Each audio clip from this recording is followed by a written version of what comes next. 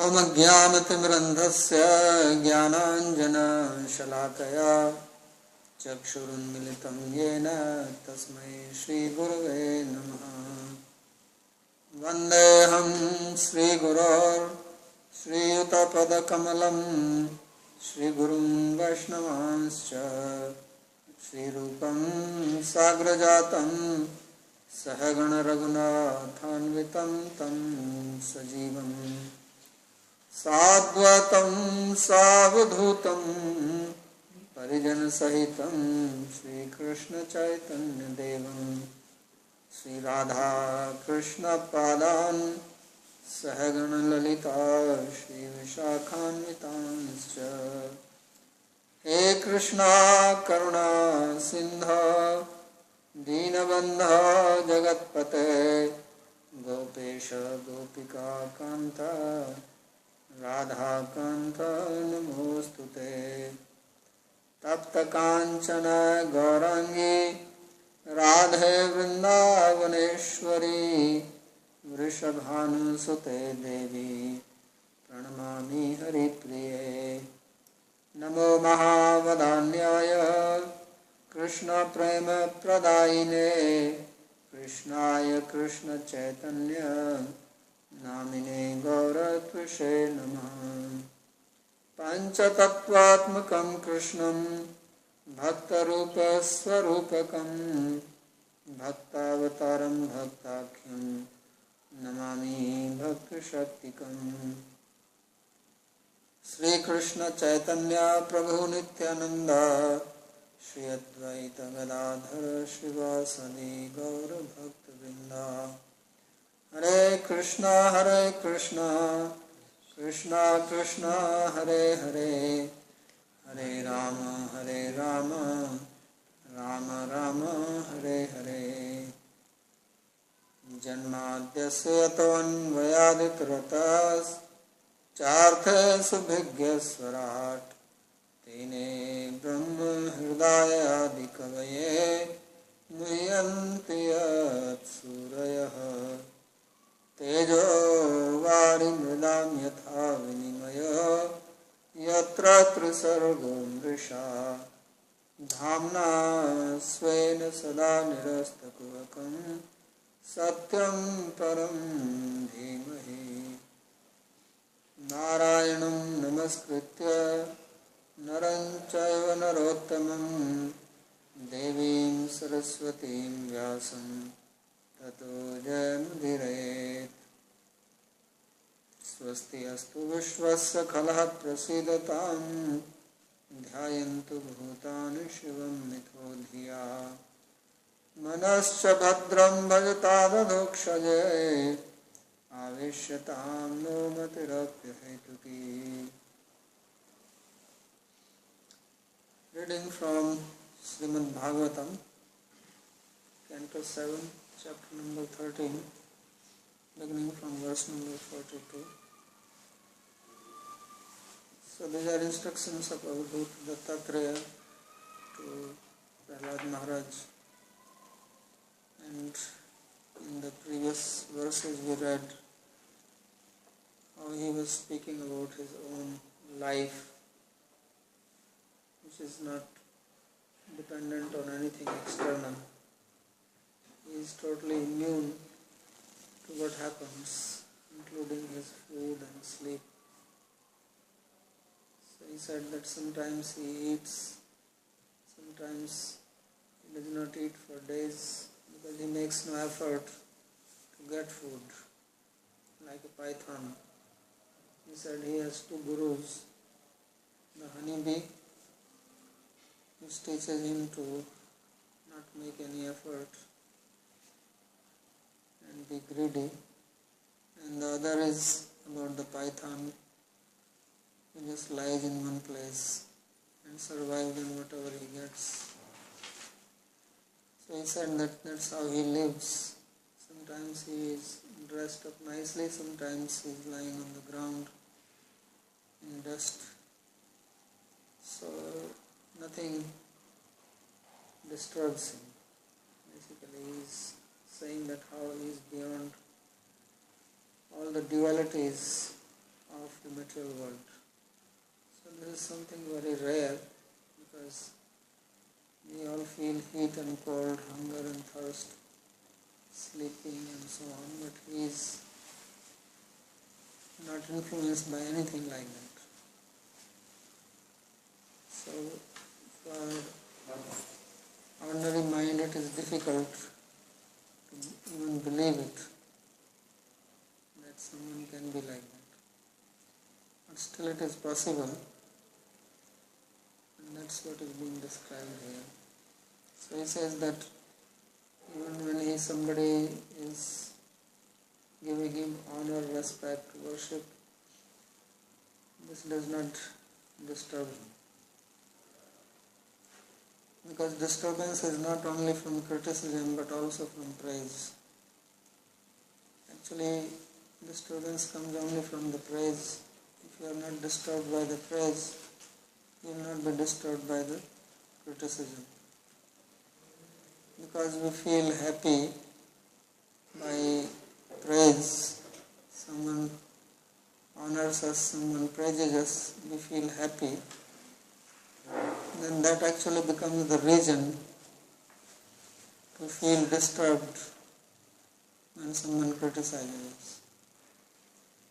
When we get something pleasurable, we feel satisfied, and that is the seed for us to suffer when we don't get something pleasurable.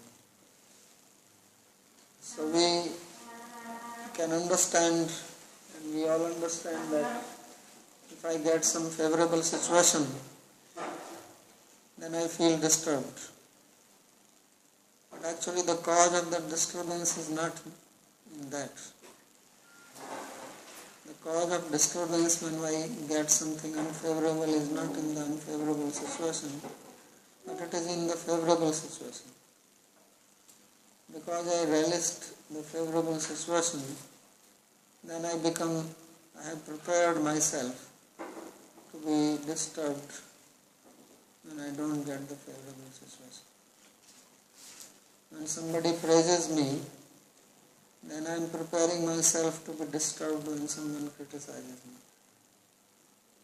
So if one can remain undisturbed in praise, in favorable situation, then one can remain undisturbed when unhappy situation comes. But we don't do that. When the situation is pleasurable, happy, favorable, then we enjoy it. And then when we are in troublesome situation, then we are taking shelter of philosophy. Then we read Bhagavad Gita, or we go to some sadhu. It does not work like that, because already the seed is inside, and now the fruit is coming. So if you want to become immune to unhappy situation, immune to dishonor, immune to criticism, then you have to remain alert when somebody is praising you, or when some happy situation is coming. So if you pass in an exam, or you won some competition and you feel happy, then you have already made yourself ready to suffer when you will fail or you will not win. So that's why he says that he is not disturbed by anything. So we only practice philosophy when we are in troublesome situation. As Krishna says that 4 types of people come to me. The first one says artha jigyasu arthartha jnani cha vartasam. So when someone is in artha, in distressful situation, then one goes to the temple and prays. But actually he should go when he is not in that situation. So then it is proper prayer. So this is what this Avadhuta explained, that how he is not disturbed by anything. And he also does not disturb anyone. So in this verse he says, Naham nindena chastami svabhavi vibdham visman janam etesham shreyam asase utayakatmam mahatmani. So he says that I don't criticize anybody and I don't praise anyone,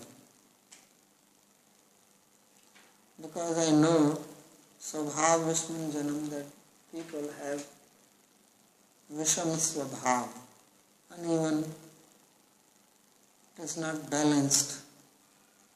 So some people have some good qualities, some people have some bad qualities. It is natural. There is so much variety in the world and people have different natures. So if you understand this, then you don't criticize. Because everybody is sadrasham chestate swasya prakrite jnanvanapi. Everybody is following one's own nature, even learned people. Prakriti yanti bhutani nigraha kim karishyati. So, svabhavati duratikrama. So, svabhav, one's nature, is very difficult to transcend. So, everybody has that nature and works. So, if you understand that, then you remain peaceful. Otherwise, we are trying to criticize and similarly praise. So he says, I neither praise anybody nor I criticize, because I just know this is the nature. And I wish in my heart that people, they attain spiritual knowledge. Etesham shreya ashasya. So he says that my asha, my wish is that everybody attains spiritual knowledge. That is the shreya, that is the benefit, for real benefit of human life. Ut ekatme mahatmani.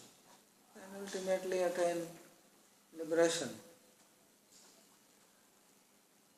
So he says, this is what I desire. So Sri Vishnu Chakriti says, Shreyo Bhakti Yogam Tasya Bhagavata Sakashad Durlabhamatvam Ashankya hai Utayati. So he says that real Shreya, the real welfare is to have Bhakti Yoga, for devotion to God. That is the best thing which can happen to somebody in life.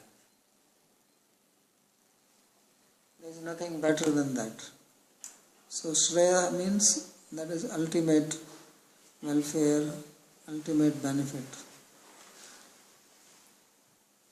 And Praya is that which is immediately pleasing to the senses. So mostly people are running after prayers, immediate sense pleasure, immediate gratification, without caring that what will be the outcome of that. So people smoke, they drink, they eat all kinds of things, then later on they suffer. So this is prayas. But Shreyas is that which is ultimately beneficial. So that is Bhakti Yoga. Because there is one Supreme Person who is the controller, who is the master of this world. That's why it is the universe. And we all are part of it. We all live in this universe which belongs to Him. So if we do not acknowledge that, then we are like thieves. And that deserves to be punished. Steno dandamarhati. If somebody is a stena thief, then he is punished. So Bhakti Yoga teaches that. So therefore it says, Shreyo Bhakti Yogam Tasya Bhagavata Sakashat Durlabh Matvam Asankya. But Bhakti is not easily available. Although it is simple, but it is not easily available. One gets it by the grace. It is not something which we can manufacture. You can do yoga, you can do pranayam, you can do exercises, but bhakti comes only by the grace, and grace of devotees. So that is not easily available. So therefore he says that considering this rarity, then he makes an option, ut ekatmyam mahatmani. So ekatmyam is moksha, mahatmani paramatmani. So to attain liberation, bhakti yoga is beyond liberation, beyond moksha.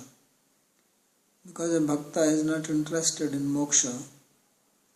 Moksha is also selfishness, that I am only worried about myself and not the one who is beyond everything and who is the support of everything.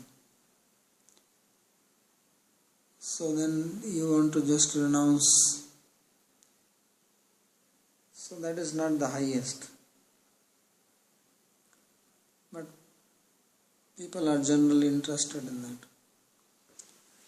Vikalpam juhiyat chittau tam manasyartha vibrame mano vaikarike hutva tanmayayam juhotyanu atmanubhutau tam mayam juhiyat satyadring munihi tato niriho viramet svanubhutyatmani stitaha. So now he is giving a process how to attain this moksha. So this is by offering our mind, body, senses, intelligence back into the source. According to Sankhya philosophy, we know that from Prakriti, the first evolute is Mahatattva, and then from Mahatattva comes Ahankara, and Ahankara has three divisions. So from the Sattvic Ahankara comes the Devas of the senses and mind, and from Rajasic Ahankara comes the senses, and from Tamasic Ahankara come the material elements. So now unmaterial elements manifest in the form of this world. So he is giving the reverse process, how a yogi meditates and dissolves back everything in its source and then ultimately becomes situated in the self. So that is what is being described here. He says, Vikalpam juhiyat chittau tam manasyartha vibrame. So vikalpa is the material objects, and that is offered into the chitta, means the vrittis of the mind, and then these vrittis are offered into the mind, manovakarike hutva, and tanmayam juhoti anu. So the mind is back into the ahankara into mahatattva, and then into prakriti. So he says, in this way one becomes situated in the self. So the commentator says, evam bhutatvena yoginah sthitau upayamaha vikalpamiti. So he is explaining the process, the means, how to be situated in the yoga in these two verses. Vividham kalpate iti vikalpo vyavhara. So vikalpa means the daily activities we perform. These are various varieties, whether they are within the mind or outside through our senses. So vyavharas chitta manovritta. And mind has the vrittis through which we are perceiving. So we have various senses, and every sense is giving us some information from outside, and mind becomes associated with a particular sense and takes the shape of that sense or that message. So that's why mind keeps on running. Mind is very flickering. That is the nature of mind, because that's how it works. If you want to know the speed of something, then that instrument has to move at the speed of the object, then only it will test it. If there is a car running and you are like a speedometer, then you have to run with the same speed as the car, then only you know what is the speed of the car. So if you want to know an object, and then we want to know the smell, we want to know the sound, then mind has to go and be like that. It has to become the form, the smell, the sound. It has to make a vritti. And for that, it has to vibrate, because all these are vibrations. Form means color, and in color we have the waves from violet to red. 7 colors, 7 waves. So mind has to actually vibrate at the same rate, the same frequency, then it knows the color. Same, the sound is also vibration. The taste, smell, they are all vibrations. So therefore mind has to vibrate. That's why it is chanchala. Chanchalam hi mana Krishna. As Arjuna says, pramathi balvadridam. That mind is very chanchala, very flickering, moving. Because that's how it works. That's its function. If mind just stays in one place, then you will not know anything. That's why if you meditate on one object, then you become oblivious of everything around you. Then you don't hear the sound, you don't smell anything. Because mind is not going there. Mind has become steady. So if you want to know things of this world, then you have to keep the mind moving. So those people who are expert in worldly affairs means they can actually agitate their mind very fast. They can give quick arguments, they can think fast.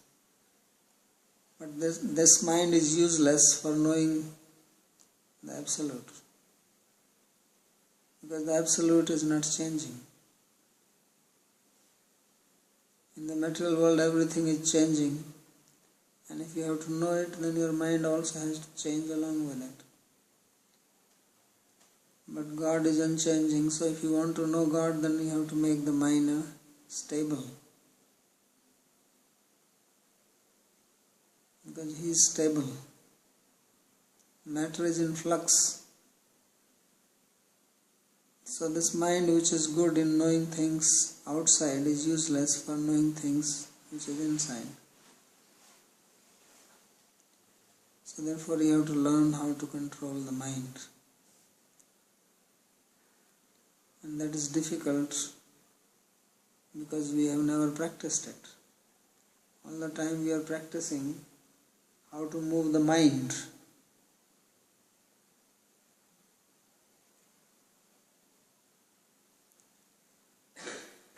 And now you have to make it stable. That does not happen without practice. It's not going to stop by itself. Because it is always in contact with external objects. Paranchi khani vyatranat swayambhu parang pashyati na antaratma. Kaschid dhire pratyagatma nakshat. Avritta chakshu amritatvam ichcham. So the senses are naturally designed to move externally and to know things externally. So only some rare person goes within. Kaschid dhira. Some very sober, stable person. Dhira means who is stable. So we are chanchal, therefore we are only in the external sense objects. So it's like the car is moving, then you have to stop it. So you have to stop accelerating and you have to put brake. Two things we have to do. So similarly, if we have to stop the mind and fix it on one thing, then we need to put not only brake but also stop accelerating. So on one side we go on doing things which accelerate it, and the other side we practice to stop it, and it's like you put one foot on the brake and other on the accelerator. So it will not stop. You will get a lot of jerks.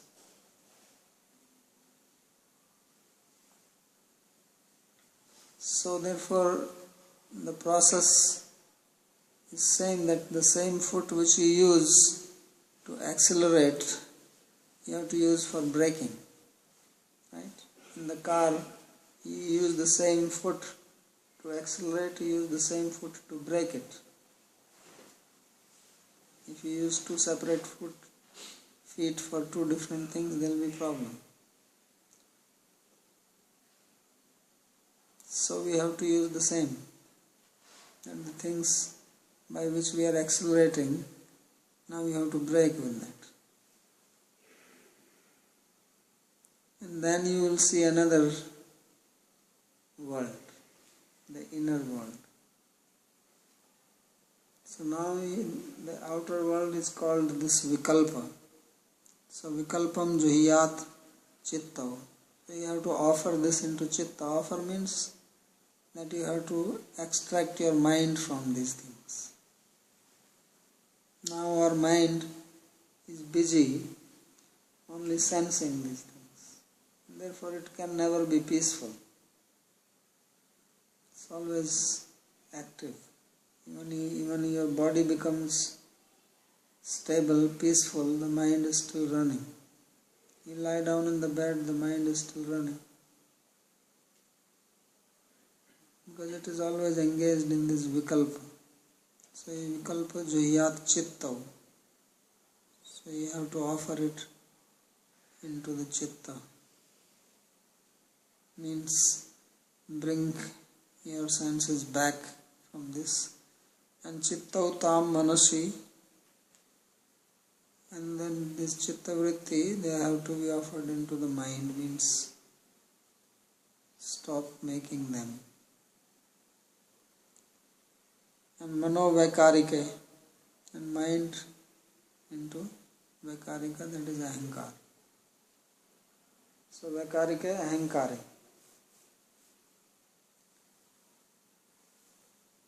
Tam mansi arthanam vividham brahmanam yatayatam yatastasmin. Vaikarike ahankar. So ahankar is the root. Because without ahankara, the ego, nothing works. So those people who have big ahankara, they do a lot of things. If you drop your ahankara, you will sit quiet. Because to do any action, you need an agent. And the agent is ahankara. So if you don't have ahankara, you do nothing. And mind is quietened. So to be successful in the material world, people have big ahankara. Therefore they can fight, they can do all types of things.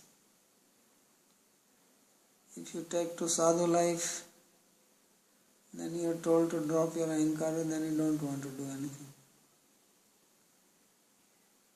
So of course you have to have sattvic ahankara or adhyatmik ahankara to do your spiritual practice. Otherwise people don't do spiritual practice also, they just become lazy. They do neither material action nor spiritual action. So usually you see in the ashram a lot of lazy people, not doing anything. So the reason is because they are told don't have ahankara. Because ahankara is the foundation of all the desire, all the actions, everything. is rooted in ahankara. The mind comes from ahankara, buddhi comes from ahankara. So he says that you offer this into ego, ahankara, and then ego into Mahatattva. So Mahatattva is beyond. So then everything comes to stand still. Then no more action. Then you become like the Avdhuta. As he has described his own life, that I am lying in one place and don't do anything. So this is because he has dissolved his ahankara.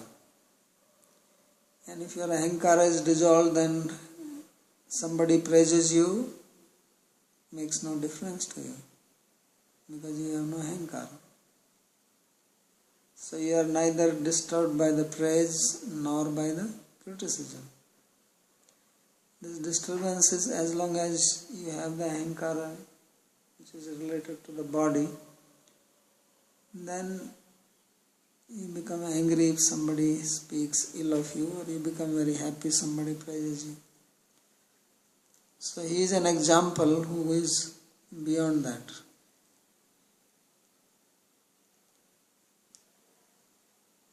And tam mahati tam cha mahantam mayayam. And then this mahat is offered into prakriti, maya. It comes from prakriti, that is the subtlest state of matter. And atra tam mahati iti padvayam adhyahari. So he says that this two words tam mahati, this has to be added because it's not there. So atma anubhutau tam mayam johiyat satyadrin mani. And tato niriho viramet swanubhutya atmanistita. So then one becomes niriha. Niriha means without any desire, without any action. Then one becomes situated in the Atma. Svanubhutya atmanistita. Then by one's own anubhuti, one's experience of one's own self, one remains situated in the Atma itself and makes no effort for anything.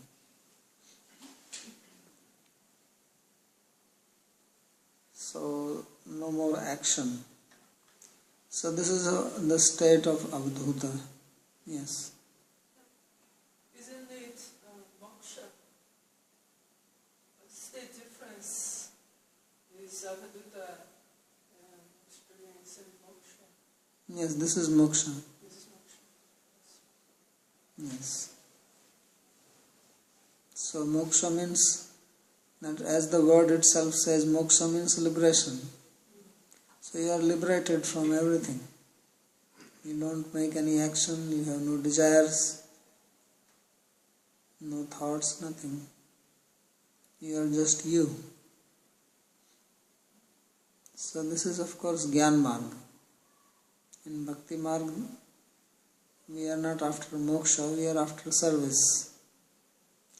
So service to God and to His beings is superior than moksha. Because in bhakti there is love, and love naturally impels you to do welfare to the lover. That is the nature of love. If you love somebody, then you want to do something to please that person. It's natural. So in moksha there is no love. They don't love anybody because they are free. They have freed themselves from everything. He is not taking care even of his own body because he is free from that also. But you know the wrote about 4 or 5 types, different types of moksha.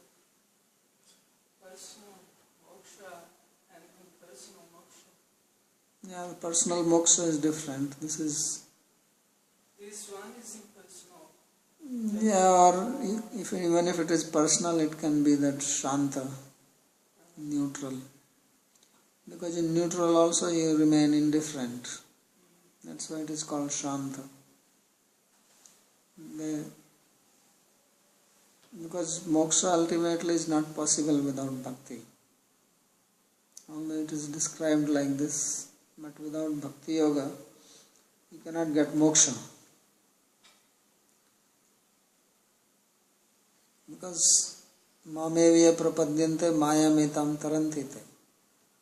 Maya, which consists of 3 gunas, belongs to Krishna. So you cannot become free even if you offer your mind into ahankara and then ahankara into mahata.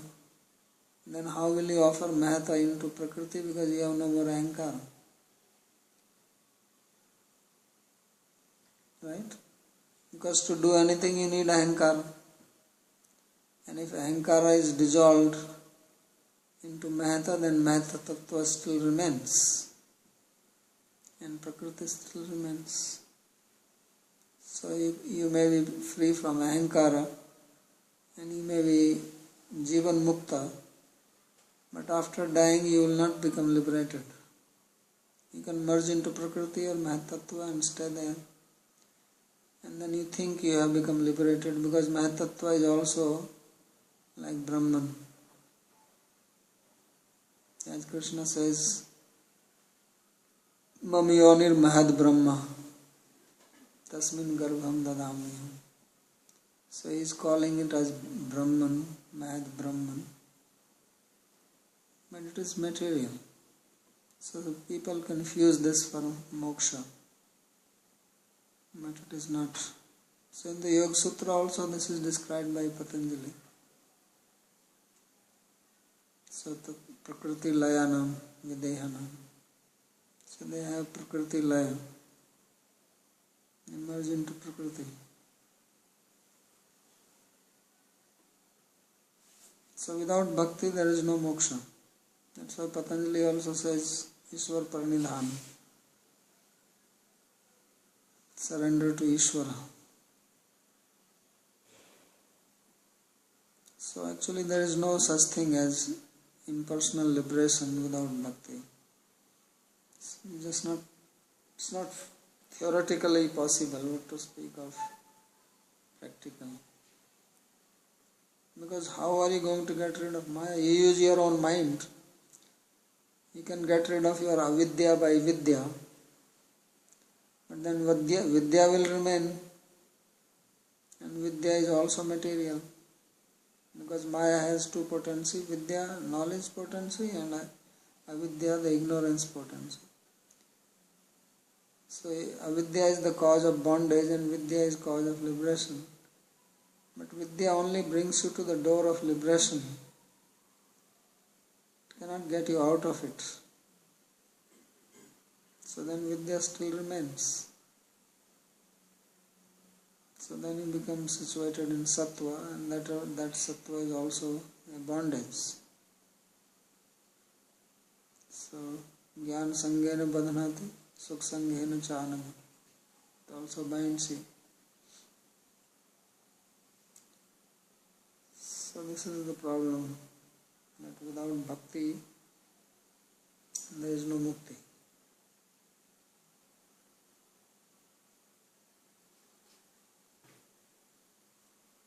So this is how he ends his instructions of Dhuta. He says, Tato niriho virameta swanubhutya atmanisthita. That then person becomes niriha, no action, no desires, and remains situated in one's own experience of the self. So that experience of self cannot happen without bhakti. It is to be understood. Now he speaks the last verse. He concludes. He says, Swatma vrittam mayetham tasuguptam api varnitam vapetam loka shastrabhyam bhavan hi bhagavad paraha So he says that I have spoken this story of myself, my biography to you, which is very secretive, and it is beyond the understanding of people, and also from Shastra you will not find anything like this. So he says, Suguptam api varnitam vyapetam loka shastrabhyam. So although it is very confidential, I have spoken this to you because you are a devotee, means you are actually qualified to hear it. So lok shastrabhyam vapetam rahitam iti manda drishtya natu tattva drishtya. So he says those who are not very sharp, who are dull-headed, they cannot understand it. Even if they study Shastra, they will not understand. But tattva drishtya, but it's not that really not in the Shastra. Shastra has everything in it. So that's the meaning. Kincha hiti hi yato bhavan bhagavat priyo mahabhagavata tayatha anena priyojana bhave iti bhava. Tava anena priyojana bhava. So he says that you are a Mahabhagavat, you are a great devotee, and therefore you really don't have any use of this knowledge which I am giving to you. Because Prahlad is already better than that. So he says it is not something which you can use in your life, because it will not serve you any purpose. Because a devotee, why should he give up his devotion and become like this avdut, not doing anything, not caring for the food, for the body? Devotees are not like that. So therefore he says that Bhavan hi Bhagavat para, you are totally devoted to Bhagavan, and therefore I am speaking this to you because you can understand. Others will not understand it. So Narada Vacha, then Narada speaks. Dharmam param hansyam vai mune shutva sureshwara pujitva tata prita amantra prayo griham. So after hearing this dharma of Paramhansa, which is followed by those people who are highly renounced, then Prahlada, the king of Asuras, he worshipped him, and then happily he went to his palace after taking leave from Avdhuta. So this is the end of this chapter, chapter number 13. And it was very interesting because in the previous chapter Narada has explained about the Chaturvarna, the 4 Varnas and 4 Ashramas, and here he spoke about the Yati Dharma, and then he spoke about Avdhuta, the Paramahansa Dharma, and then he described the story of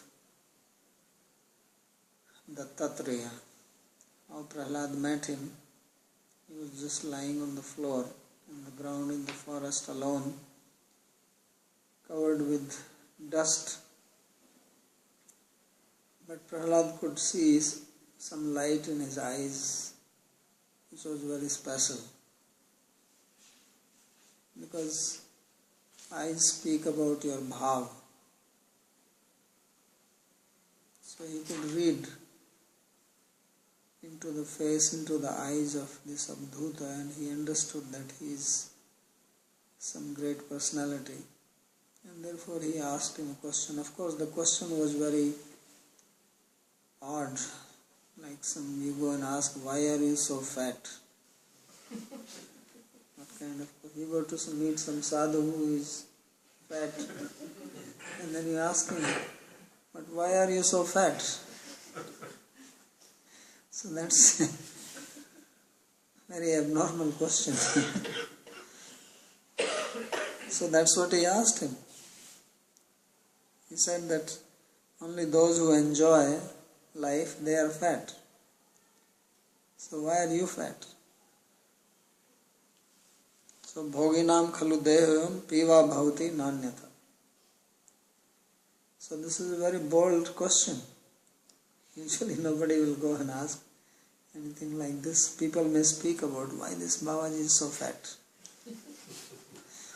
But to go directly and ask him and then tell him that only sense enjoyers have body like this. So why you have a body like this? So he gave a nice answer. He says that if you are happy, because those who are enjoying means they are happy, so then you are healthy. So he said, I am very happy. So that's why I am like this. So of course, happiness is two types. One is which comes from external sense objects. That's what materialistic people are. Eating, sleeping, sex. And he said his happiness is not coming from outside. His happiness is coming from inside. So that is the difference. So if you see somebody fat, don't always think that he is an enjoyer. Because his fatness may be coming from somewhere else. Usually people when they are materially distressed, they become fat because they eat a lot. There are different reasons for being fat. When people are in anxiety, in distress, they tend to eat more. So then they gain weight. So that's why in modern society, a lot of people are overweight because they overeat. And overeating is because of the tension in the mind.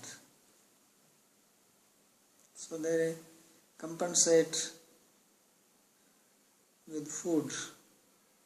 They are not getting happiness in their life, so they compensate that happiness by eating. So then they overeat and they get into more problem. They're already in anxiety and stress, and they overeat and get more problem. So his overweight was not because of that. He was that he had no tension. So you can be overweight or you can have overweight because of tension or because of no tension. So many sadhus, they are very happy, therefore they become fat. Not that they are really overeating, but they are just happy, they are living a happy life, so they gain weight. So that's the explanation he gave. So I will stop here if there is any question on this. That means that the same they are unhappy. The same people they are unhappy. Thin people are unhappy? No, I said when they are unhappy, then they eat more.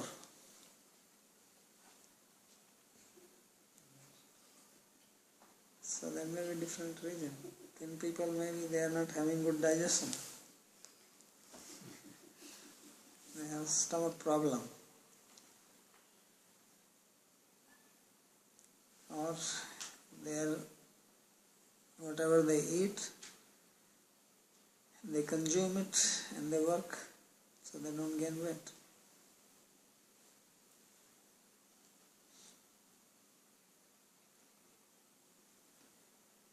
All right.